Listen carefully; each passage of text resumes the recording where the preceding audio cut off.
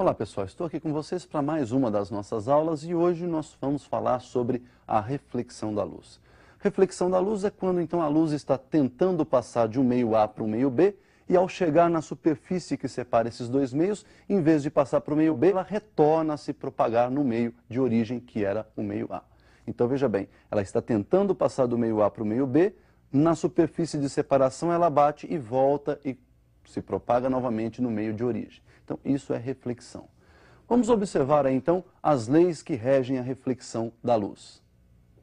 Nós temos aí um raio incidente, né? Esse raio eu vou chamar de I, está se dirigindo aí para um segundo meio, e temos aí uma superfície que separa o primeiro do segundo meio. Ao chegar na superfície, esse raio então vai retornar ao meio de origem, ele vai voltar para o meio A. Esse raio que volta nós chamamos de raio refletido, vou representar pela letra R. Na superfície em que está ocorrendo a reflexão, nós vamos traçar uma linha, uma reta chamada reta normal, perpendicular então a esta superfície. E percebam então que o raio incidente forma com essa reta normal o que nós chamamos de ângulo de incidência.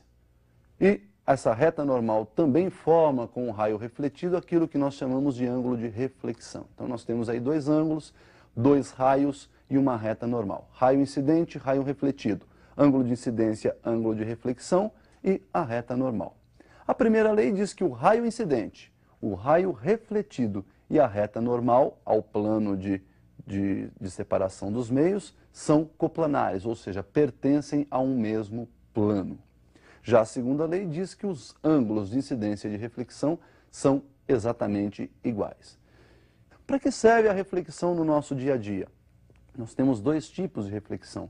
Uma que proporciona a visão de tudo aquilo que está ao nosso redor, então proporciona a visão dos objetos, e aquela reflexão que te proporciona a visualização de imagens, a formação de imagens. Vamos observar então esses dois tipos de reflexão. Nós temos aí a primeira reflexão que é chamada de especular. Especular vem de espelhos, né? Quando você tem uma superfície totalmente polida, totalmente lisa, sem nenhuma irregularidade, sem nenhuma aspereza, sem nenhuma rugosidade, os raios incidem nessa superfície e voltam, né, para o meio de origem. Mas olha que particularidade ocorre nessa reflexão. Se nós emitirmos para esta superfície alguns raios paralelos, ao tocar a superfície eles também vão refletir paralelos e, obviamente, obedecendo às duas leis que nós vimos anteriormente. Eles incidem com ângulo de incidência I, refletem com ângulo de reflexão R, onde os ângulos de incidência e os ângulos de reflexão são exatamente iguais. E, obviamente, os raios são todos coplanares junto aí às suas retas normais. O segundo tipo aí é a difusa, que é aquela que proporciona a visão, então, de todos os objetos. Essa difusa ocorre quando a superfície apresenta irregularidades. Você pode perceber, então, que mesmo emitindo raios paralelos, quando eles tocarem essa superfície que é irregular, eles vão sofrer reflexões em diversas direções. Ou seja, a luz ao bater nessa superfície, ela se espalha e um raio toma direção diferente de outro e assim por diante. Nós vamos nessa aula de hoje analisar aí os espelhos. Nós vamos estudar primeiro os espelhos planos e depois os espelhos esféricos. Como seria a formação de uma imagem num espelho plano? Vamos observar então aí o nosso espelho plano. Então nós temos aí um objeto próximo ao espelho, esse objeto produz uma reflexão difusa e emite então luz em todas as direções e nós vamos tomar alguns raios para observar aí a sua reflexão no espelho. Tomando dois raios, eles vão sofrer a reflexão, percebam então que por incidirem com ângulos diferentes, eles refletem também com ângulos diferentes, e o cruzamento do prolongamento desses dois raios forma lá atrás do espelho a imagem daquele objeto. Então, para um espelho plano, nós temos a formação de uma única imagem que está atrás do espelho, à mesma distância do espelho que se encontra o nosso objeto. Portanto, se o objeto se encontra a uma distância x do espelho, a sua imagem está sendo produzida atrás do espelho a uma mesma distância x desse espelho.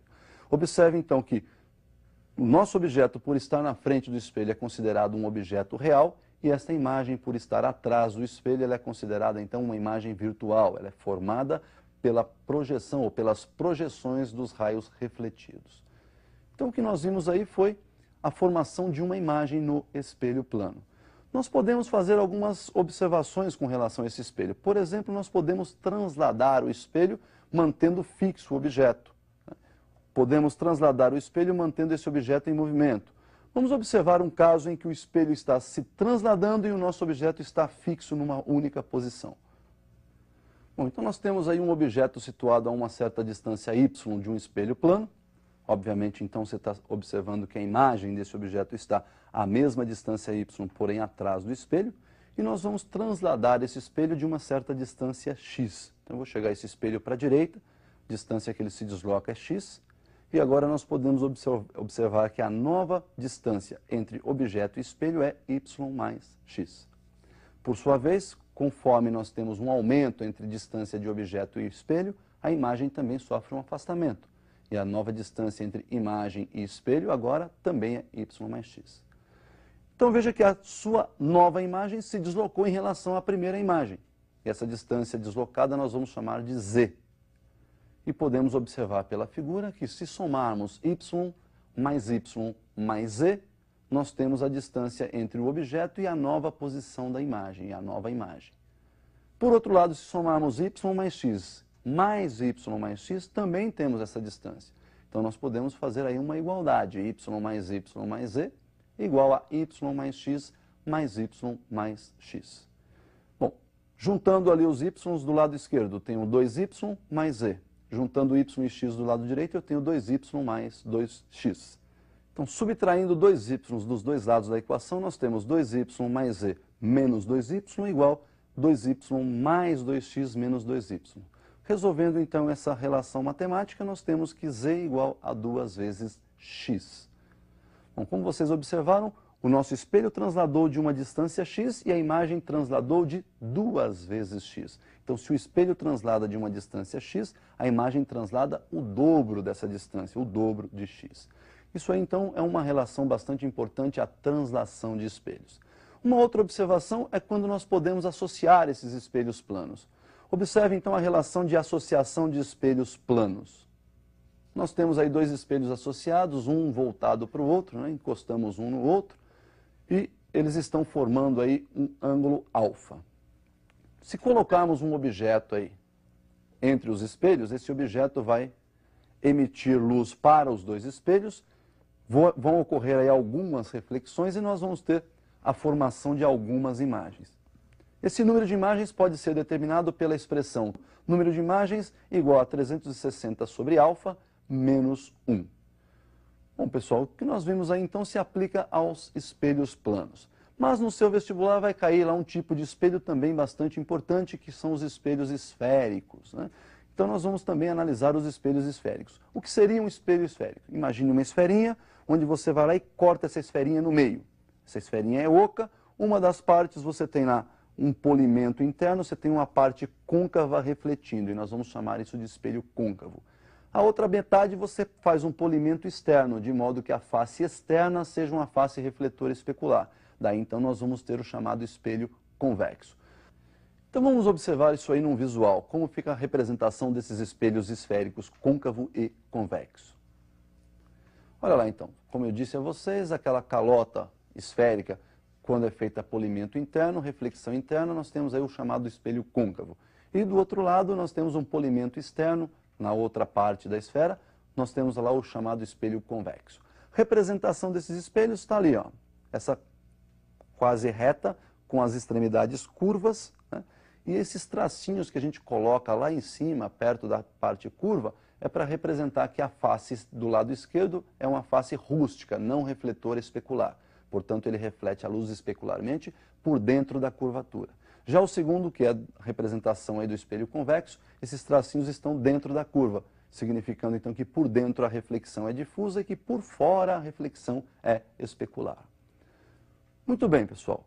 Esses espelhos eles formam algumas imagens interessantes, né? Nós vamos então observar o que acontece com os raios. Esse estudo foi feito por Gauss, raios de luz que chegam a esse espelho, como é que eles se refletem, né? E nós temos aí os chamados raios paraxiais, que são aqueles raios bem próximos ao eixo principal desse espelho, e observar a formação das imagens.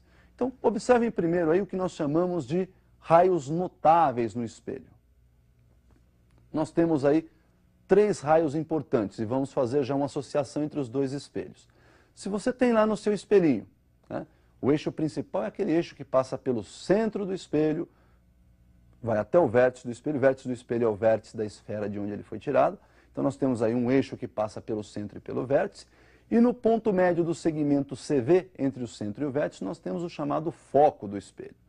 Se você emite um raio paralelo a esse eixo principal para qualquer um dos dois espelhos, este raio vai bater lá no seu espelho e vai refletir passando pelo foco. Então olha lá, para o espelho côncavo, paralelo reflete e volta pelo foco. Já no espelho convexo, por ter foco virtual, ele vai bater ali e vai refletir na direção do foco. Portanto, se você prolongar esse raio refletido, o prolongamento dele vai cruzar o foco lá atrás. Então esse raio é bastante importante. O segundo raio é o inverso desse, né? Se o paralelo refletiu na direção do foco, todo raio que for incidente passando pelo foco vai refletir paralelo ao eixo principal. Isso também acontece aí para os dois espelhos. E por outro lado, se você tem um espelho onde a incidência é no próprio vértice, incidiu no vértice, vai refletir com o mesmo ângulo. Esses ângulos, então, formado entre raio incidente e eixo principal, e raio refletido e eixo principal. Também se aplica aos dois espelhos. Bom, pessoal, esses raios notáveis eles são usados na construção das imagens. Nós vamos ver um exemplo de construção de imagens e vamos aí determinar as equações estabelecidas por Gauss aí para o espelho. Equação de Gauss para relacionar as coordenadas de posição de objeto, imagem e do foco do espelho, e ainda uma relação de ampliação, para saber se a imagem foi ampliada, se ela foi reduzida ou se ela permaneceu do mesmo tamanho do objeto. Então observem na tela.